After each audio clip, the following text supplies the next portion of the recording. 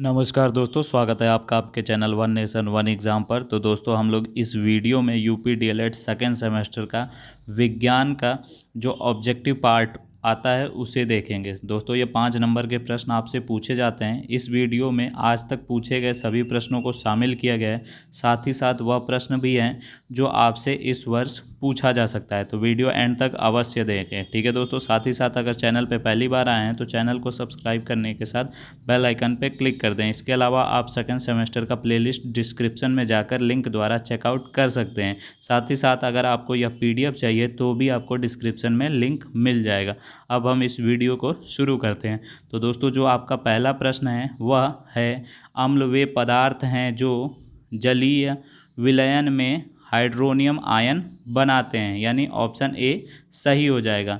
प्रबल क्षार है दोस्तों NaOH, यानी ऑप्शन सी सही होगा। अधा पका मांस खाने से होने वाला रोग जो होता है वह होता है दोस्तों एंथ्रेक्स। अगला प्रश्न है, रसांकुर यानी विली संरचना पाई जाती है तो क्षुद्रांत में। अगला प्रश्न है, आपदा प्रबंधन विधेयक संसद में कब प्रस्तुत हुआ? तो सन 2005 ईस्वी में। जनसंख्या विस्फोट का कारण है दोस्तों अनियंत्रित जन्म दर एवं जनसंख्या वृद्धि। सुनामी का निर्माण होता है पृथ्वी पर प्लेट खिसकने से। सुनामी का संबंध है पानी के अंदर उत्पन्न लहर से। बादल फटने का अर्थ होता है दोस्तों अचानक भारी वर्षा होना। अगला प्रश्न है, भूपृष्ठ पर आकस्मिक कंपन कहलाता है तो भूकंप।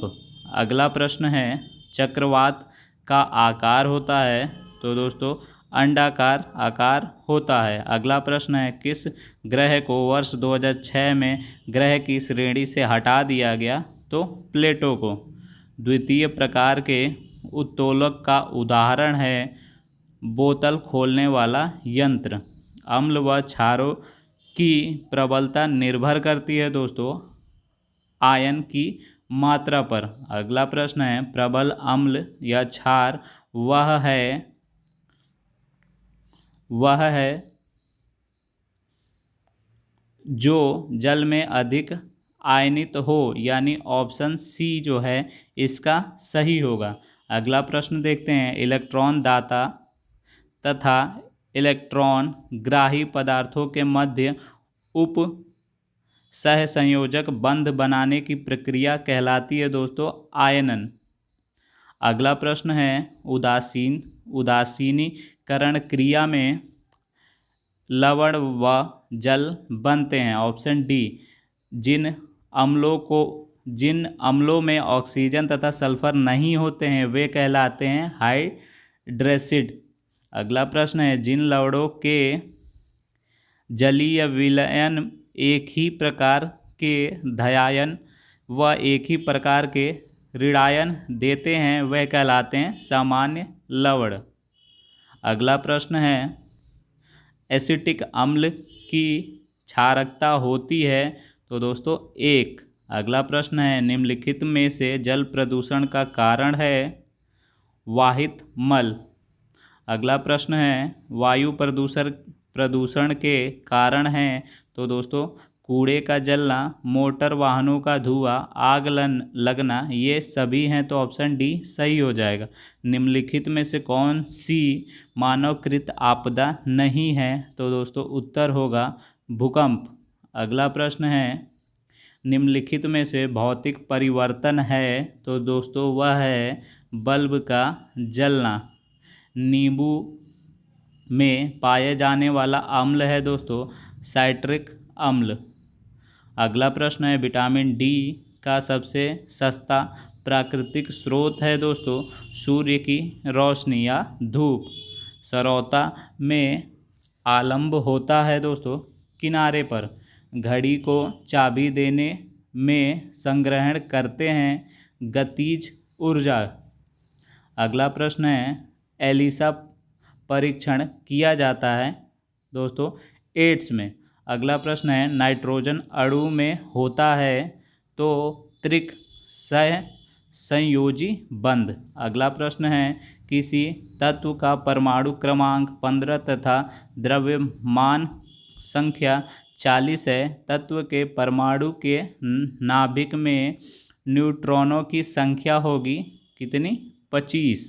अगला प्रश्न है दाएं निलय से अशुद्ध रुधिर किस अंग में चला जाता है? तो दोस्तों फेफड़े में। पेट्रोल में होती है रासायनिक ऊर्जा। अगला प्रश्न है निम्नलिखित में से चूना पत्थर का रासायनिक सूत्र है दोस्तों CaCO3। अगला प्रश्न है सोलर सेल में मुख्य रूप से ऊर्जा का रूपांतरण होता है प्रकाश ऊर्जा का विद्युत ऊर्जा में। अगला प्रश्न है पेलेग्रा रोग निम्नलिखित में से किस विटामिन की कमी से होता है? तो उत्तर होगा दोस्तों विटामिन बी। अगला प्रश्न है जड़ों द्वारा वर्धी प्रजनन होता है शकरकंद में।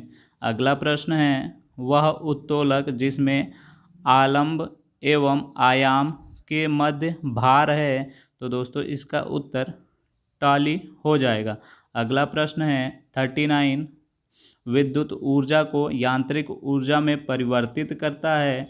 तो दोस्तों इसका उत्तर विद्युत मोटर हो जाएगा। अगला प्रश्न देखते हैं अम्ल वे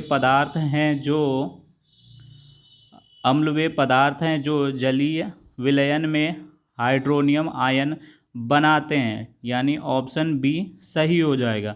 अगला प्रश्न है विटामिन सी का रासायनिक नाम क्या है दोस्तों? तो इसका उत्तर होगा एस कार्बिक अम्ल। अगला प्रश्न है द्वितीय श्रेणी का उत्तोलक है। तो दोस्तों उत्तर होगा सरौता। अगला प्रश्न है इनमें से कौन सूचक नहीं है? तो दोस्तों उत्तर होगा एंटासिड।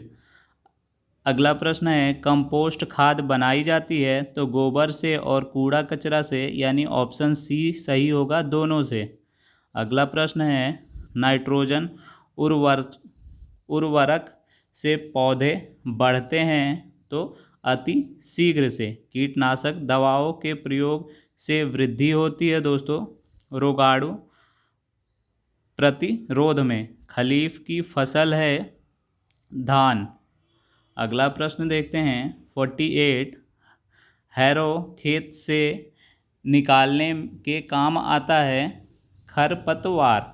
अगला प्रश्न है डिबलर से बुनाई नहीं होती है धान की।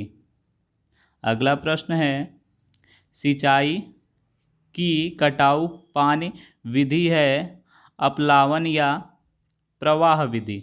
अगला प्रश्न है एसआई मात्रक क्या है दोस्तों? तो यह है न्यूटन। अगला प्रश्न है 52 MKS पद्धति में कार्य का मात्रक जो होता है वह होता है जूल।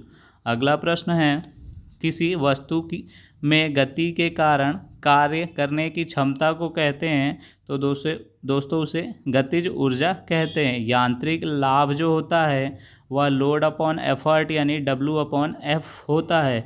अगला प्रश्न है सरल मशीन है तो दोस्तों वह है घिरनी। अगला प्रश्न देखते हैं प्रश्न संख्या 56 वर्षारोपण में भूमि का कटाव होता है दोस्तों। तो इसका उत्तर होगा कम, जो ऑप्शन ए में दिया हुआ है। अगला प्रश्न है बलुई दोमक मिट्टी में रेत की मात्रा होती है 60 से 80%। नियमित खाद के प्रयोग से होता है उपज की वृद्धि, जो ऑप्शन ए में दिया हुआ है। चिमटा उदाहरण है दोस्तों तृतीय श्रेणी उत्तोलक का। अगला प्रश्न है पुनः प्राप्त होने वाला ऊर्जा का स्रोत है वह है ज्वार भाटा का ऊर्जा। अगला प्रश्न है पुनः प्राप्त न होने वाला ऊर्जा का स्रोत है तो कोयले की ऊर्जा। सौर ऊर्जा को सीधे विद्युत ऊर्जा में बदला जा सकता है सौर सेल द्वारा। अगला प्रश्न है कार्य है तो कार्य जो है वह अदिश राशि होता है। अगला प्रश्न है MKS पद्धति में क्या है? तो दोस्तों इसका यह अभी आपने ऊपर किया था, तो आप 64 का आंसर नीचे कमेंट कीजिएगा। अगला प्रश्न है 65, यांत्रिक ऊर्जा कितने प्रकार की होती है? तो दोस्तों इसका उत्तर होगा बी। ऊर्जा का प्रमुख स्रोत है दोस्तों सूर्य। 1 जूल होता है दोस्तों न्यूटन इंटू 1 मीटर, यानी ऑप्शन ए। अगला प्रश्न है निम्न में सरल मशीन है दोस्तों, वह है दोस्तों पहिया, घिरनी, पेच, सभी। सीढ़ी किस प्रकार का उत्तोलक है? तो दोस्तों यह तृतीय प्रकार का उत्तोलक है। आमाशय में पाया जाने वाला एंजाइम है, तो वह है दोस्तों पेप्सिन। अगला प्रश्न है शर्करा का नियमन करने में सहायक हार्मोन है, तो वह है दोस्तों इंसुलिन। अगला प्रश्न है कैल्शियम तथा फॉस्फोरस के नियमन का कार्य करता है, तो वह पैराथॉर्मोन करता है। अगला प्रश्न है जल में घुलनशील है दोस्तों, तो वह है विटामिन बी और विटामिन सी दोनों। अगला प्रश्न है दांतों की मजबूती के लिए आवश्यक है, तो वह है दोस्तों कैल्शियम तथा फॉस्फोरस।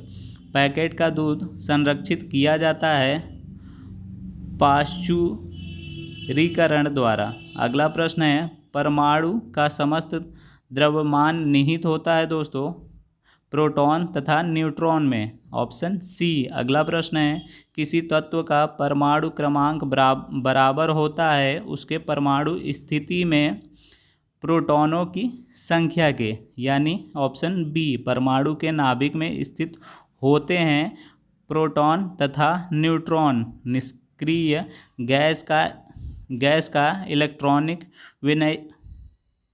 विन्यास है दोस्तों 2,8। अगला प्रश्न है परमाणु द्रव्यमान का आंतरिक अंतर्राष्ट्रीय मात्रक होता है, तो कार्बन 12। अगला प्रश्न है कैल्शियम हाइड्रोक्साइड का सूत्र है, तो CaOH2। अगला प्रश्न है 82 भौतिक परिवर्तनों में परमाणु के पदार्थ के अणुओं में परिवर्तन नहीं होता है। अगला प्रश्न है निम्नलिखित में से कौन सा प्रत्यावर्तिक परिवर्तन है? तो दोस्तों उत्तर होगा मोम का पिघलना। निम्नलिखित में से कौन सा रासायनिक परिवर्तन है? तो दोस्तों वह है कागज का जलना। ज्वालामुखी का फूटना है दोस्तों अनियमित परिवर्तन। दिन रात का होना है दोस्तों नियमित एवं प्राकृतिक परिवर्तन। पित्त रस बनता है यकृत में, यानी ऑप्शन डी। तृतीय श्रेणी का उत्तोलक का उदाहरण है दोस्तों चिमटा, ऑप्शन डी।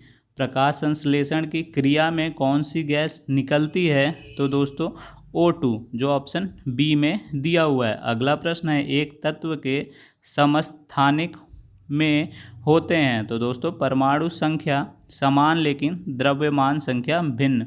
चंद्रमा क्या है दोस्तों? तो चंद्रमा एक उपग्रह है, जो ऑप्शन सी में दिया हुआ है। तो दोस्तों यहाँ पे आपके साइंस के सारे ऑब्जेक्टिव प्रश्न खत्म होते हैं। अगर आपने यह वीडियो ध्यानपूर्वक एंड तक देखा है तो आपका ऑब्जेक्टिव और जो 1 वर्ड के प्रश्न होते हैं वह पक्का इससे फंसेंगे। ठीक है दोस्तों, तो इसलिए अपने सहपाठियों के साथ इस वीडियो को शेयर करें और बाकी सभी सब्जेक्टों का सिलेबस या फिर मैराथन क्लास टाइप का वीडियो देखने के लिए चैनल को सब्सक्राइब करने के साथ बेल आइकन पर क्लिक कर दें। पूरी वीडियो देखने के लिए बहुत बहुत धन्यवाद।